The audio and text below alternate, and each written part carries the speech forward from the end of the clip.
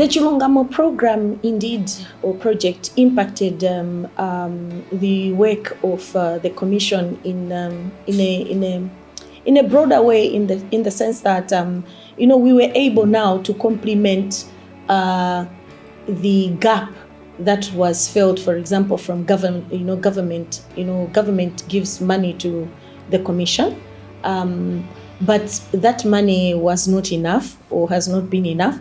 Most governance institutions are weakened by issues of financial constraints and also capacity, meaning that we're even limited in terms of being available, being accessible to citizens of Malawi.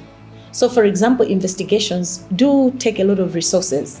So the key mandate of the commission is to investigate violations in the broadest sense possible. So a number of investigations, critical high-level investigations, have actually been necessitated by the Chilungamo project.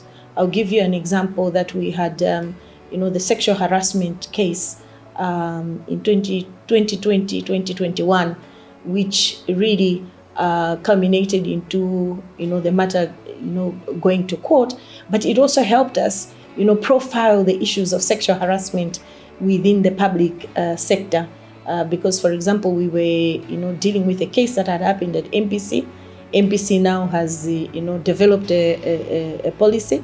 But again, we have also noted institutions like the Ministry of Gender and others coming up to even develop a model policy. I think after we sat down as women, few of us who were being victimized, and we saw that there's no way out to get help within, because we've been reporting to other managers within our system, but then it was still coming back to the perpetrator.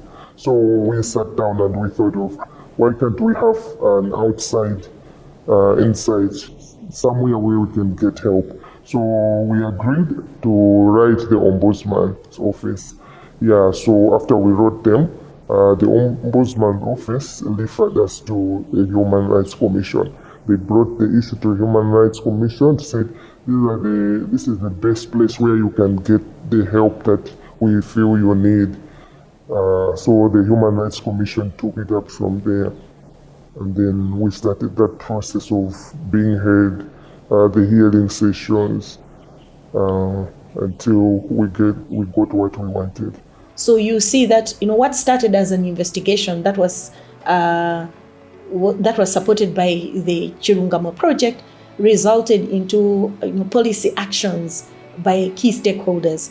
The beauty also about the Chilungamo project is that it gave us flexibility to continue the work for a longer period of time, so that there was also thoroughness in terms of finalizing the investigation and disseminating, which is also very key, because as we finish investigations, one of the components that is needed is to disseminate the findings and also give out recommendations to the relevant institutions that we were targeting.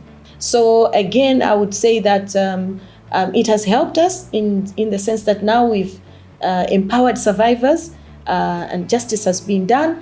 But at the same time, I think we still need to do more in terms of also maybe assisting them come out of the trauma that this case also had.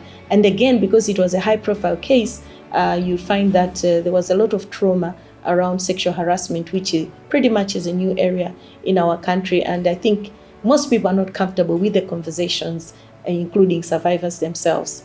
So again, the visibility of these issues has been enabled by the Chilungamo support, particularly also that we are able to reach out through our platforms, through our website. When I joined the commission, for example, we had a followership of 98 people on Twitter. But with the Chilungamo program, particularly the support has helped us, even have almost 4,000 plus followers on Twitter. And then we've had over 20,000 plus followers again on Facebook. We've had to post our reports, these reports that I've talked about, the MPC report, and more importantly, we've also delved into issues that traditionally the commission would not look at, like, for example, mental health. Again, these areas, these new areas, emerging areas, we've managed to undertake these high-profile engagements because of the Chilungamo.